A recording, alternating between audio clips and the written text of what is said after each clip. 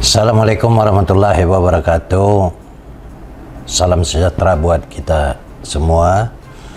Saya Heri Roni, peserta PKN 2 Angkatan 5 tahun 2023 sebagai Kepala Pusat Fasilitasi Kerjasama Kementerian Dalam Negeri yang mengikuti pola pelatihan kepemimpinan blended learning, di mana pada kesempatan ini kita juga setelah menyelenggarakan kegiatan secara klasikal dalam beberapa waktu di BKPSDM Provinsi Banten, itu mendapatkan beberapa materi-materi yang menurut saya sangat menarik dan penting untuk para peserta PKN, yang salah satunya adalah persoalan integritas, tapi juga diiringi dengan persoalan bagaimana membangun dan mengembangkan energi kepemimpinan, serta beberapa hal lain yang pada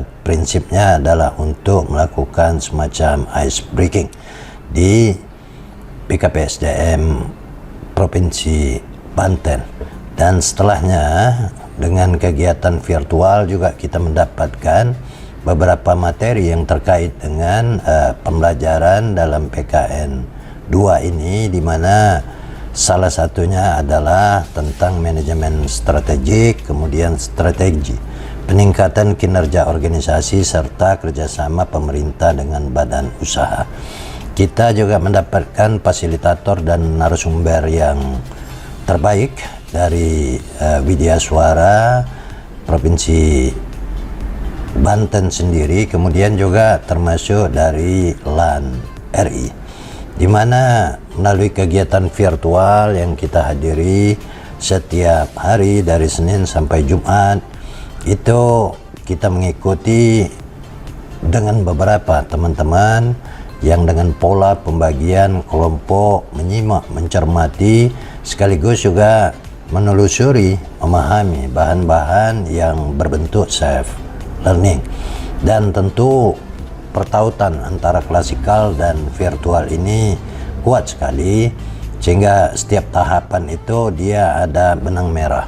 Kita mendapatkan bekal melalui bahan-bahan self learning, kemudian kita diarahkan, dibimbing untuk mengikuti kegiatan-kegiatan pelatihan secara virtual.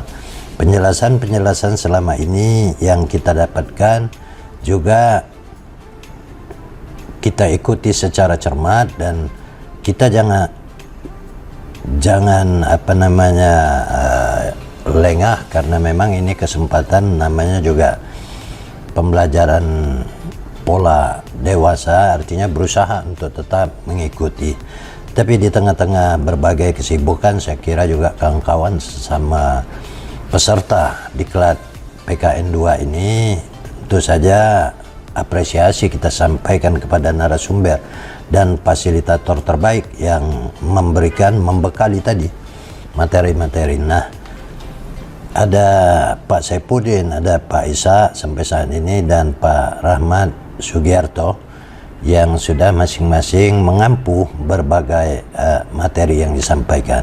Saya ingin mengulas tentang materi-materi itu dalam learning experience ini. Saya kira yang pertama adalah ketika penjelasan-penjelasan materi yang berupa poin-poin penting yang kita ikuti dengan diskusi kelompok di dalam kepesertaan itu, ini membuat kita mampu untuk berpikir kritis, sekaligus juga bisa memberikan berbagai pandangan, pendapat, tanggapan, respon, komen, kemudian juga termasuk masukan-masukan. Dan tentu saja ini memperkaya khasanah pembelajaran walaupun dia bersifat virtual, karena memang kesempatan juga kita memanfaatkan teknologi komunikasi dan informasi dengan adanya media-media virtual ini lebih mengefisiensikan waktu kita untuk melaksanakan pembelajaran PKN, sehingga melalui pengayaan dalam diskusi yang pada gilirannya diikuti dengan tugas-tugas untuk memperkuat kemampuan kita merangkaikan berbagai pemikiran, ke dalam tulisan, juga masih bisa kita ikuti dan kita sampaikan dengan baik. Dan saya dengan pengalaman pembelajaran ini juga menyampaikan terima kasih yang tinggi kepada seluruh partisipasi dan dedikasi dari kawan-kawan yang sama, karena pertukaran-pertukaran pemikiran seperti ini, diskusi-diskusi bahkan lebih detail bisa diikuti dengan pengalaman-pengalaman tugas masing-masing di unit kerja. Dan itu juga ya bisa dibilang sebagai ranah besar yang secara implementatif menerapkan materi-materi pembelajaran. Bagaimana kita memproyeksikan ke depan selama jangka waktu tertentu untuk menyusun sebuah kebijakan-kebijakan strategis, diikuti bagaimana pola-pola yang harus kita jalankan dengan sistem manajemen tertentu yang semua tentu bermuara kepada isu-isu kepemimpinan itu sendiri.